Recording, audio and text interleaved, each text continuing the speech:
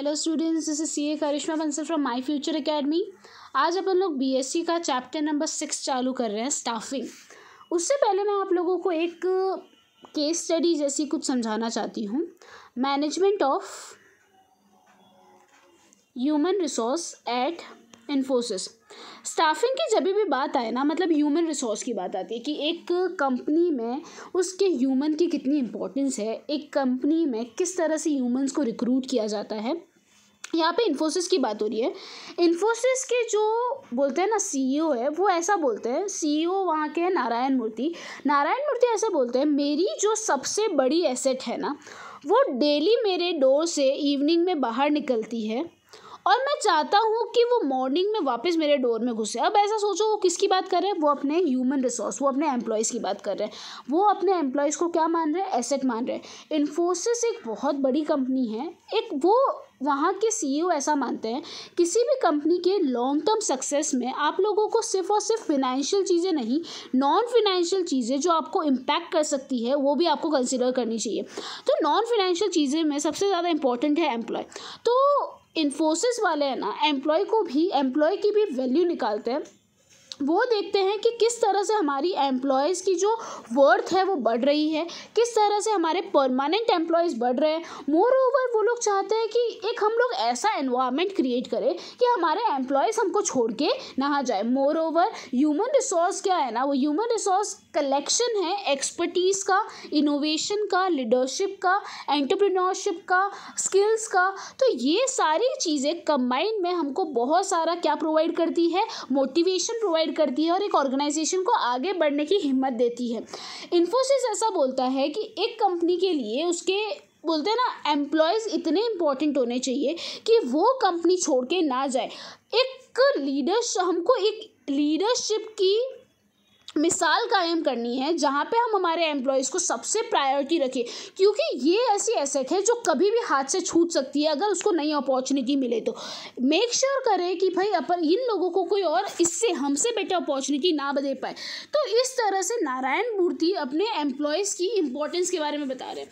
तो अब स्टार्ट करते हैं इंट्रोडक्शन से। इंट्रोडक्शन में ऐसा बताया गया है कि किसी भी कंपनी का जो फाउंडेशन है ना, वो उसके हार्ड वर्किंग पीपल पे बेस करता है। एक कंपनी का फाउंडेशन कितना स्ट्रॉन्ग है वो डिपेंड करता है उसका जो स्टाफ है ना, वो कितना एडिक्वेट है और वो स्टाफ क्या वो पर्सन राइट पोजीशन पे है कि नहीं है। चलो स्टार्ट करते हैं मीनिंग से। After planning and selection of organization structure, the next step in the management process is to fill the various posts available in an organization. This is termed as management of staffing function. क्या बोल रहे हैं? एक बार आपका planning हो जाए, आपका selection हो जाए, उसके बाद आपका काम है आपके ऑर्गेनाइजेशन में आपकी जो अलग अलग पोजीशंस है उसको फील करने के लिए आप लोगों को लेके आना है। तो इसको अपन क्या बोलते हैं? स्टाफिंग। स्टाफिंग के अंदर क्या चीज़ें इंक्लूडेड होती है? स्टाफिंग के अंदर सारी चीज़ हुई, रिक्रूटमेंट लेके, सिलेक्शन से लेके, training, development, promotion, compensation, performance appraisal, सारी चीज़ें इसके अंदर आती है। स्टाफिंग मतलब पुटिंग पीपल टू जॉब, किसी लोगों को एक पर्टिकुलर जॉब या पोजीशन में रखना। Staffing is that part of process of management which is concern with obtaining, utilising and maintaining a satisfactory and satisfied work stock.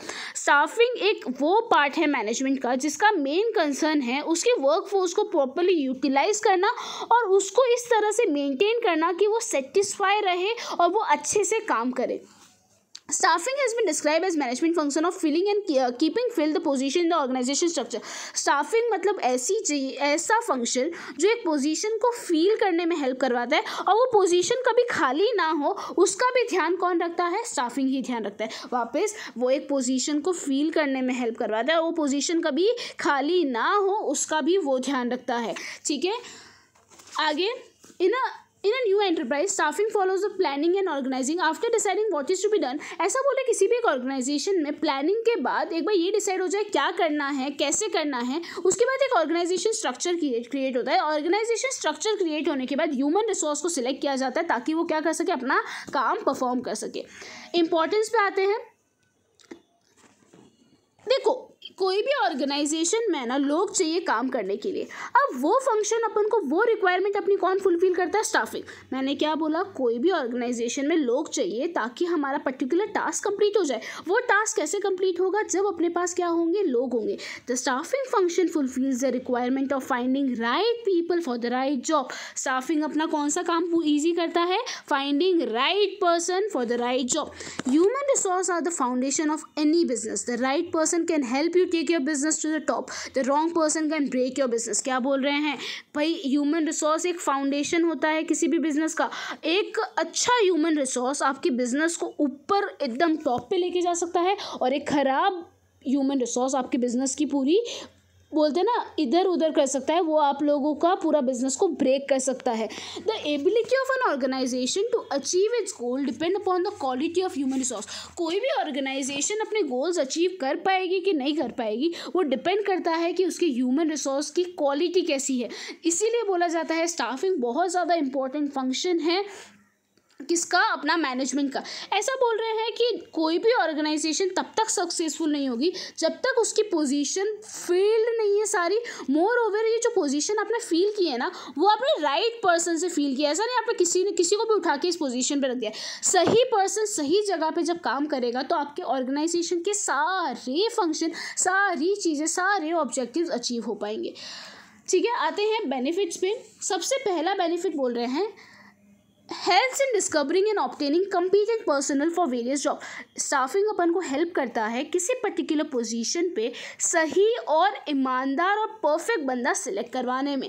Makes for higher performance by putting right person on the higher job. अगर आपने एक position पे सही बंदों को recruit किया है तो वो आपको हेल्प करेगा क्या करने में? आपकी परफॉर्मेंस हाई करने में। अगर आपने गलत बंदे को रिक्रूट किया होगा तो ऑब्वियसली बात है आपकी परफॉर्मेंस क्या जाएगी? डाउन जाएगी। पर अगर आपने सही बंदे को रिक्रूट किया होगा तो ऑब्वियसली बात है परफॉर्मेंस क्या होती जाएगी? हाई होती जाएगी। आगे, ensures the continuous survival and growth of the enterprise through the successive planning of for manager। ऐसा बोल रहे हैं कि स्टाफिंग के वजह से क्या होता है ना, एक ऑर्गेनाइजेशन में कंटिन्यूटी बनी रहती है। देखो, अपन को पता है कि एक मेरा मैनेजर है, वो 65 ईयर्स का है और वो मैनेजर रिटायर होने वाला है। बिकॉज स्टाफिंग को ये चीज़ें पहले से पता है, तो स्टाफिंग ने पहले से डिसाइड करके रखा है कि भाई इसके जाने के बाद ये यहाँ का मैनेजर बनने वाला है। तो स्टाफिंग क्या है ना, अपन के कंटिन्यूस सर्वाइवल और ग्रोथ में हेल्प करवाता है, क्योंकि किसी एक पर्सन के जाने की वजह से वो अपने ऑर्गेनाइजेशन को स्टॉप नहीं होने देता।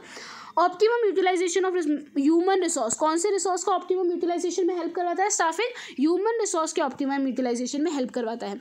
Improves job satisfaction and moral through objective assessment and fair rewards for the contribution. देखो, स्टाफिंग क्या करता है ना, असेसमेंट करता है कि एक बंदा एक पर्टिकुलर काम ढंग से कर रहा है कि नहीं कर रहा। अगर वो काम ढंग से कर रहा है तो उसको क्या दिए जाते हैं? रिवॉर्ड्स भी दिए जाते हैं। तो इस वजह से स्टाफिंग क्या करता है, किसी एक पर्टिकुलर एम्प्लॉय का सेटिस्फैक्शन लेवल, उसका मोरल बूस्ट करवाने में हेल्प करवाता है।